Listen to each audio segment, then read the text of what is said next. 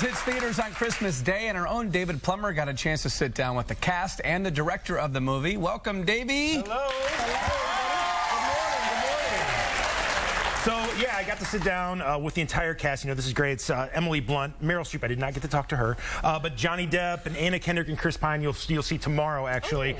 The director, Rob Marshall, he is responsible for movies like Chicago, which won the Oscar in 2003. He did one of the Pirates of the Caribbean movies. Really talented guy. I got a chance to sit down with him. Take a look. I must find that girl.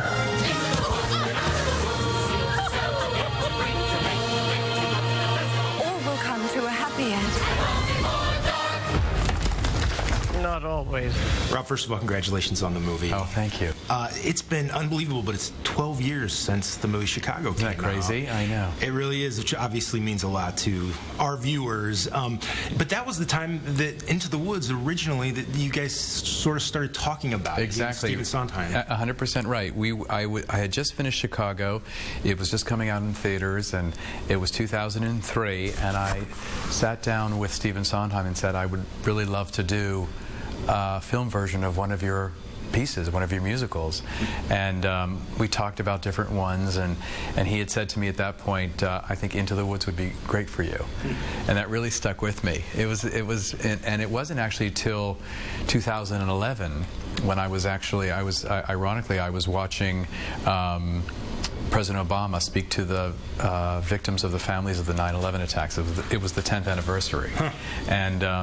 And he said these words. He said to the families, he said, "You are not alone, no one is alone," which is a song from Into the Woods and the central theme of Into the Woods. And I thought, wow, what an important statement for today, and wouldn't it be wonderful to bring Into the Woods to, you know, to film now. And so it was a sort of a sign, and so it began. It was the right time to do it, actually. Yeah, you know, I feel like it's a modern fairy tale. You know, I feel like in many ways it's a fairy tale for the 21st century, even though it was written in the 20th century. I think James Lapine and Steve Sondheim were way ahead of their time.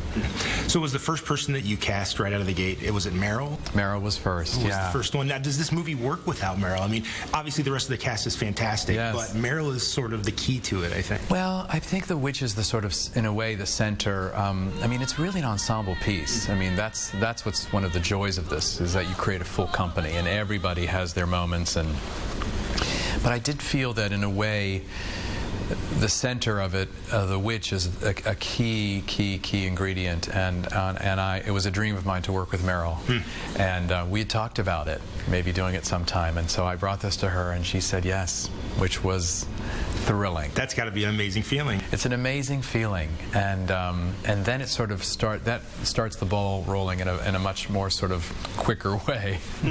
And then Johnny Depp, of course, comes on board as the wolf, and I think probably as the wolf as most people do not imagine, you know, the big bad wolf. Just the way he was dressed, I mean, only the way Johnny Depp probably could have. Well, you know, he is very involved in his look. It's a big part of him. He's very creative, obviously, and he was really inspired by the cartoons of the 40s and 50s, the Tex Avery cartoons, where the wolf is dressed in a zoot suit with a hat and a fedora, and he always loved that. He's a real connoisseur of cartoons, and that's something he really was excited about, sort of looking at it that way, because of course we weren't going to put him in just a wolf outfit and just cover his face and everything. You know, we really wanted to make sure it was something that was an impression of a wolf, because it's seen through a child's eyes. So Colleen Atwood, a longtime collaborator of mine and a longtime collaborator of Johnny's, we sort of put together this idea. Well, it worked out. Thank you so much. It was an honor meeting you. Nice to meet you too. Thank you. Nice guy. Yeah, he was great. And you got a new DVD too. That's right. Well, it's Tuesday. That's usually Plummer's Picks Day. This one is from another great director, Woody Allen. It's called Magic in the Moonlight. This is a romantic comedy starring Colin Firth and Emma Stone. He's a magician.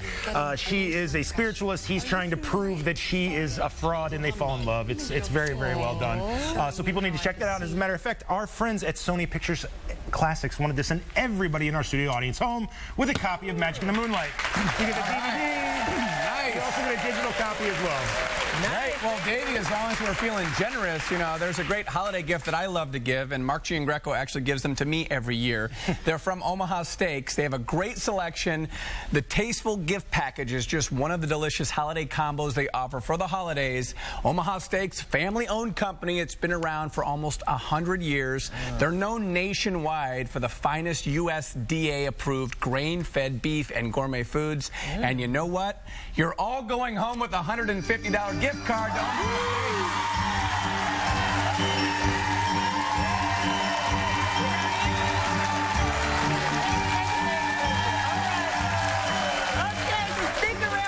Voices Rising Children's Vocal Ensemble will be performing for us, and you don't want to miss this. We'll be right back.